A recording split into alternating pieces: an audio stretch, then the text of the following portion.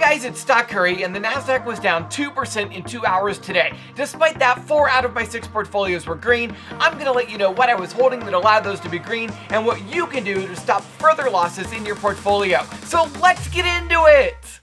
Okay, first of all, I did a poll in my Discord, and the vast majority of people said that they lost money today. Despite that, 4 out of 6 of my portfolios were green today because I am overweight in financial stocks such as Goldman Sachs and Citigroup.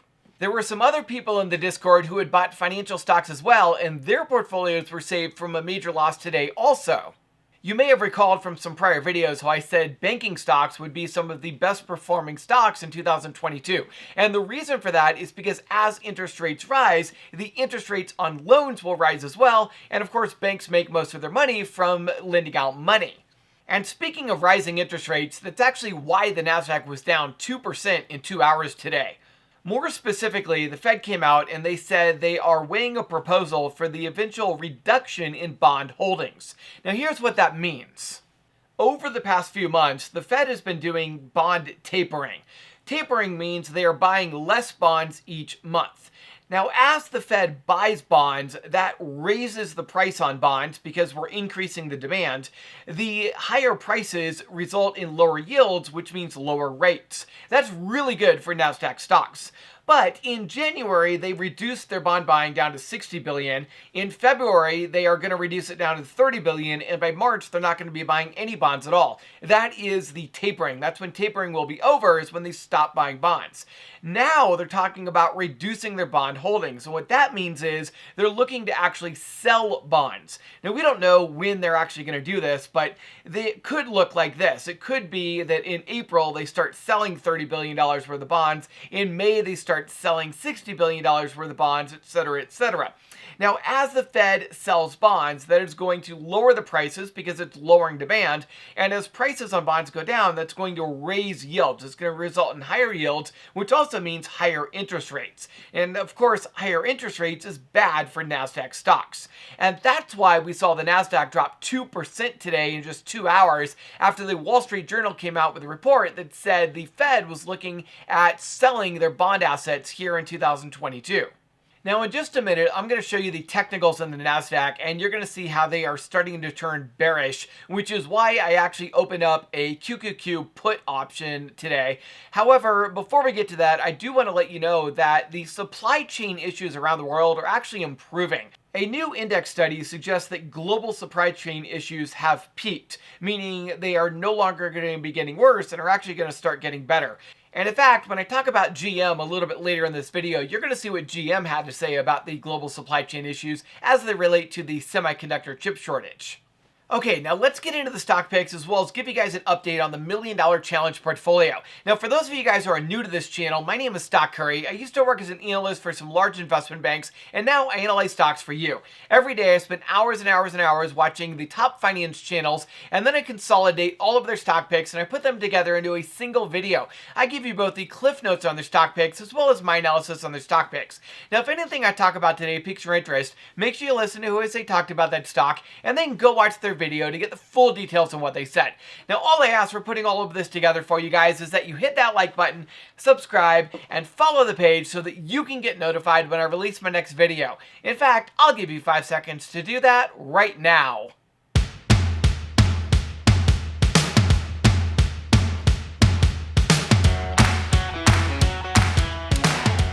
Alright, before we get into today's stock and crypto picks, I do want to remind you that I am not a financial advisor. Nothing I talk about today is a recommendation to buy, sell, or hold. These are just my opinions which may or may not be accurate. Please do your own research before investing in any asset. If you're wondering what you're looking at right now, this is the Webull desktop app. Webull is the app that I use for my trading, and it is also the app that I use in all of my videos. Alright, let's get into today's stock and crypto picks, but first, let me give you an update on the $1 Million Challenge portfolio.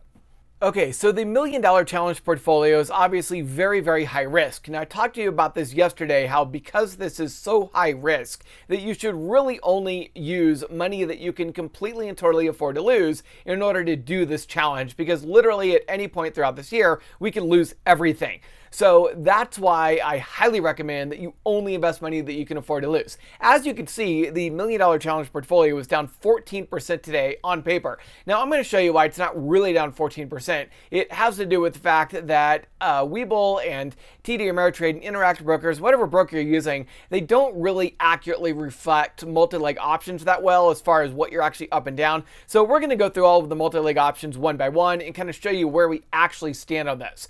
And one thing I do want to point out is that I did open a QQQ bearish position. I got some put options towards the middle of the day, literally right before the NASDAQ rebounded almost 1% today. And let me show you why I did that. So first of all, a lot of the positions that I open as far as options are concerned are really bullish positions, and they're stocks that are trade on the NASDAQ. The problem is if the NASDAQ goes down significantly, those positions are going to get wiped out. So I really opened up the QQQ puts as a hedge against the other positions that we had opened up prior. The reason is if you look at the technicals on the QQQ, they've just turned bearish.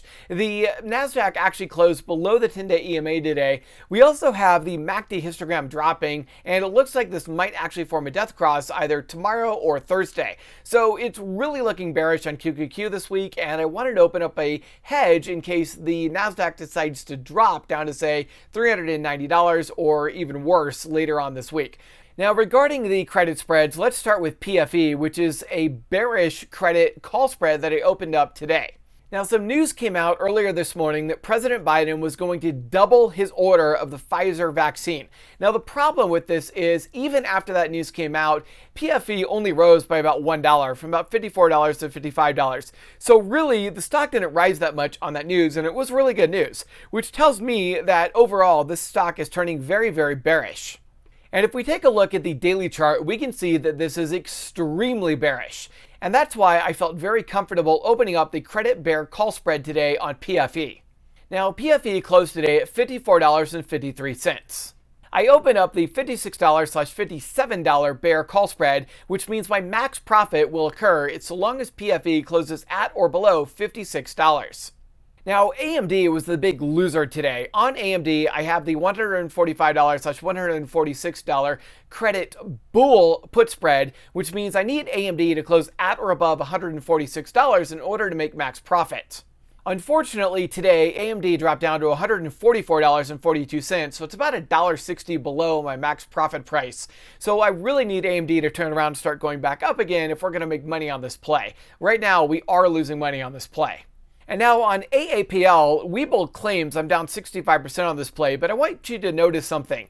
We opened up the $177.50/$180 bull put spread on AAPL. Now that means that we have a max profit so long as AAPL closes at or above $180. And let's take a look at where it actually closed today. AAPL closed at $179.70. So we are very, very close to max profit on AAPL. So even though Webull claims we're down like 50%, the reality is we are very, very close to max profit. The thing about these multi-leg options is you make a lot of money off of theta, which means as the option sits over time, theta is going to decay, which means the value of the options is going to go down. And because you sold them, it means your profit is going to go up. So really, you're going to make max profit on these a lot closer to expiration day than you are earlier in the week. So just keep that in mind. Our profit should start going up significantly in price the closer we get to expiration. Okay, the next one is TSLA. We opened up the $1,110/$1,115 credit bull put spread on this one, which means we will make max profit so long as TSLA closes at or above $1,115 on January 7th. Despite TSLA dropping over 4% today, it closed at $1,149, or a good $35 above our max profit price. So we are still in the max profit category for TSLA on this option. And the last one is SOFI. We opened up the $12/$13 bull credit put spread on SOFI, which means we will make max profit so long as SOFI closes at or above $13. And again, despite SOFI dropping 4% today, it closed the day at $15, which means we are still $2 in the money on our max profit.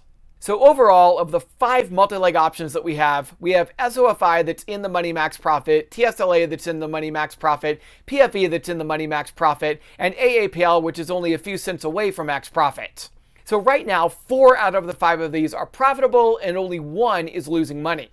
So again, that's the benefit of multi-leg options. Despite the fact that a lot of these stocks were down 4 and 5% today, we are still in the money on most of these. Okay, now let's get into the stock and crypto picks, and first up is going to be SAITAMA. This is Saitama token, and SAITAMA ran up another 20% on Tuesday on continued hype around the release of their SATA mask on Saturday. Keen and Grace warned that this could be a buy the hype, sell the news event, so just be mindful of a possible sell-off on Saturday. And next up is SHIB. This is Shiba Inu. Keen and Gray showed us how SHIB is in the middle of one of the largest burns ever. Big Entertainment is in the middle of a $100,000 burn on SHIB. Not a 100,000 coin burn, a $100,000 burn. Now, as much as that sounds like a lot of money, you should know that the market cap of SHIB is around $18 billion. So $100,000 is only a tiny fraction of the SHIB in circulation. As a result, this burn is not having much of an effect on the coin price. SHIB remains bearish on the technicals, although it is maintaining the support level of around 4 zeros and a 3 for now. And now onto our stock picks, and first up is BABA. This is Alibaba. They are the Chinese version of Amazon. Meet Kevin let us know that Charlie Munger, Warren Buffett's longtime business partner, doubled his position in BABA in Q4 last year. Charlie Munger doubled his position from 300,000 shares to 600,000 shares. Munger has been moving his money from bonds to stocks as bond yields have remained low. A lot of large investors have been doing that, which is why stock prices remain high at the second highest price to earnings levels of all time. Now, technically, BABA has found support at $112. And while the RSI and MACD have both turned bullish, the EMAs remain bearish. So we do not yet have confirmation of a rebound. But if we do get confirmation of a rebound, then BABA might be a stock to consider buying. Fundamentally, it remains cheap with a forward price to earnings ratio of 14 and a price to sales ratio of 3.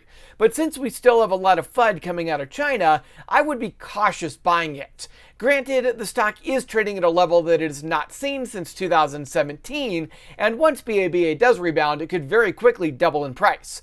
But while China continues to prioritize social programs over capitalism and their economic growth slows, we could see BABA and the other Chinese stocks continue to trend downward.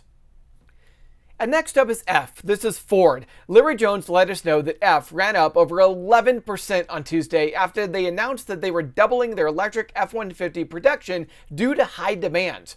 Despite Tuesday's run-up, Larry Jones is correct that F remains undervalued. F is currently trading at a forward PE ratio of 13.05 and a price to sales ratio of 0.76. That means F remains a solid value stock and should continue to perform well throughout 2022.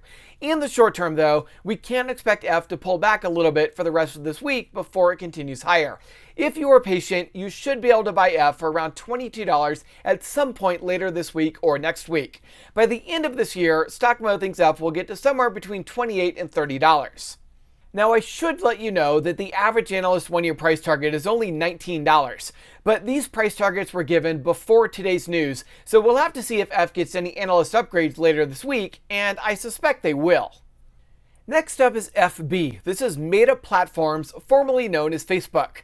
Invest with Henry likes the idea of buying a leap call option on FB. He thinks FB will perform well over the next few years as the metaverse comes into existence. FB is currently trading 12% below its all-time high that it reached 3 months ago. FB has a forward PE of 24 and a price to sales ratio of 11. So it isn't a value stock, but it is trading at a slight discount compared to most growth stocks. With FB forecasting a 30% annualized growth rate over the next 10 years, FB should be trading at a PE of 40. That means FB has about a 60% upside potential based upon the expected growth rate. FB has over $14 billion in cash on hand and no short-term debt, and only $500 million in long-term debt. So Meta platforms should not be affected that much by rising interest rates. Technically, FB rebounded off of the 300-day EMA and had turned bullish, but the technicals are now turning bearish. The average analyst one-year price target is $410.30, which represents about a 22% upside potential from Tuesday's closing price. So while I would not try to do a short-term trade on FB right now, I do like it for a long-term hold or a leap call option. Invest with Henry likes both the January 2023 $325 and $340 leap call options. Both of those will net you a 33% profit if FB closes at $400 by the end of this year. If you want to play with less money, Invest with Henry also likes the January 2023 $325/$340 bull credit put spread.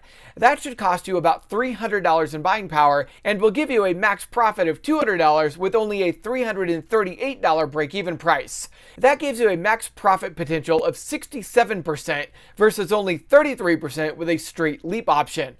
That also gives you a significantly higher chance of being in the money since your break-even price is only $338 versus $375 with a straight call option. And next up is GM. This is General Motors. They're an American vehicle manufacturer getting into EVs. GM was up over 7% on Tuesday. GM released their Q4 highlights on Tuesday, and their production and wholesale delivery numbers were up significantly over Q3. GM said the semiconductor supply chain issues are improving, allowing them to produce more vehicles. Tuesday's close marks a new all-time high for GM's stock price. Even with today's run-up, GM is still trading at a low PE ratio of 9 and an even lower price-to-sales ratio of 0.77. GM is a solid value stock and is setting up to be one of the best performing stocks in 2022. StockMo thinks GM could rise 50% by the end of this year to end the year between $90 and $100. I can tell that StockMo is basing that price prediction upon the forward PE ratio rising 50% from 10 to 15. Now, the average analyst one-year price target is only $71.86, which only represents a 9% increase over Tuesday's closing price. But I should let you know that a 5-star rated analyst gave GM an $85 price target yesterday, which represents a 29% upside from Tuesday's closing price. By the way, that analyst has a 76% success rate with an average annual return of 37%.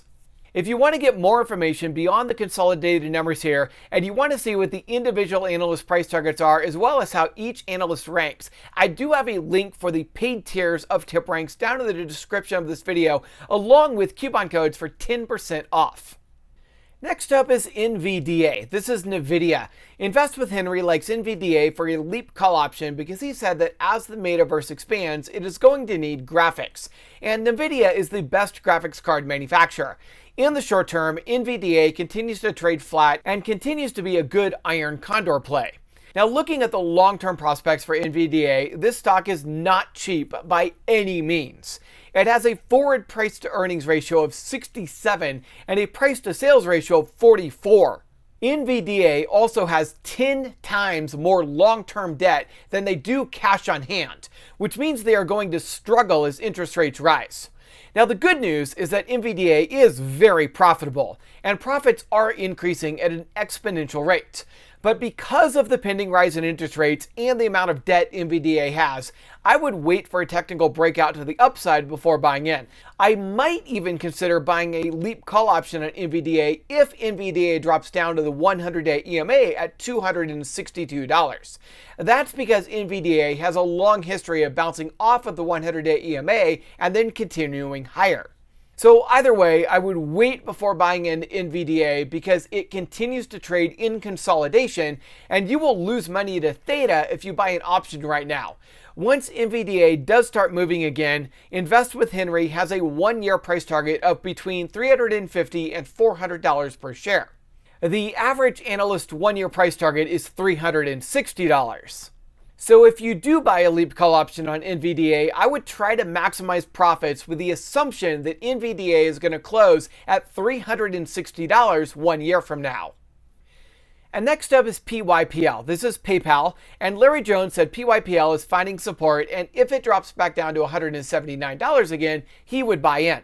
Now, you might notice how despite the fact that banking stocks were up between 2 and 3% today, PYPL was down 2%. And the reason is because PYPL, along with SQ and a few other stocks, are actually fintech companies and not banking companies. Banking stocks were up on Tuesday due to the expectations of rising interest rates and how they will make more money on loans as interest rates rise. Fintech stocks, on the other hand, were down on Tuesday because the same rising interest rates will hurt their growth prospects, since fintech stocks make money off of financial service fees rather than loans. Now, technically, PYPL is finding support, although we don't have confirmation of a rebound yet. We are close, but we'll have to see the 10-day EMA cross above the 21-day EMA before we get confirmation. Fundamentally, PYPL is still priced like a high growth stock with a forward PE ratio of 40 and a price to sales ratio of 10. So PYPL could actually continue to fall as interest rates rise. The next strong level of support in PYPL is all the way down at $125. So while I think PYPL will perform well in the long term, its short-term trajectory is quite uncertain. And the last stock we're going to talk about today is U. This is Unity Software, and they're a developer of game developer software. U is the last stock that Investment Henry thinks will perform well as the metaverse expands. U will be a foundation of the metaverse development and should perform well long term. Now in the short term, U is bearish on all of the technicals, so I would wait for U to bottom out and start showing signs of rebounding before buying in. That said, U is currently trading 38% below its high that it reached just 6 weeks ago. Fundamentally, U continues to see excellent revenue growth with a consistent revenue growth of around 42% per year. Unfortunately, U is still not profitable, so it will struggle this year as interest rates rise. The good news is that U has no debt, so the downside due to rising interest rates should be minimal. Since U is not yet profitable, we'll take a look at the price to sales ratio, and wow, it is quite high at 45. So overall, I think U is a bit overvalued, and I think it's going to struggle this year. For those reasons, I disagree with Invest with Henry that U is a good stock to buy leap call options on. That said, the analysts disagree with me, and they gave U an average 1-year price target of $182.50, which represents a 40% upside potential from Tuesday's closing price. It should be noted that all of those price targets were given 2 months ago or longer, so they are a bit out of date. We'll have to see how analysts modify their price targets once U reports earnings next month. Alright, I hope you enjoyed this video and get a lot out of it. Comment down below what your favorite stock pick is. And if you want to join the Discord where we talk about stocks, options, and crypto all day long, you can apply at stockcurry.vip/discord. That's stockcurry.vip/discord. It is completely and totally free, and everybody who applies gets approved. The only reason I have the application process there is to help prevent scammers. Alright, if you are looking for a broker to trade with, you can sign up for Webull using my link in the description below. Webull is by far the easiest platform to use for multi-leg options trading, and when you sign up using my link in the description below and deposit just $1, Webull's going to send you 2 free stocks worth up to $3,300. Now, if you are not a US resident or if you're looking to trade OTC penny stocks, then I recommend Interactive Brokers. Interactive Brokers is a great trading platform. They have highly discounted trading. Trades start at just $1 US, $1 Canadian dollar, 4 euros, or 6 Australian dollars, depending upon where you live. And both Webull and Interactive Brokers offer the full pre-market and after-hours trading from 4 a.m. until 8 p.m. Eastern Time. Now, I do want to remind you that I have material connections with both of those, so whenever you sign up for either one, not only are you getting a great broker to trade with, you're also helping me to continue to produce these great videos for you. Now, finally, I want to remind you to hit that like button, subscribe, and click the bell icon and click all if you haven't already. I hope you have a lot of success trading, and I will see you tomorrow.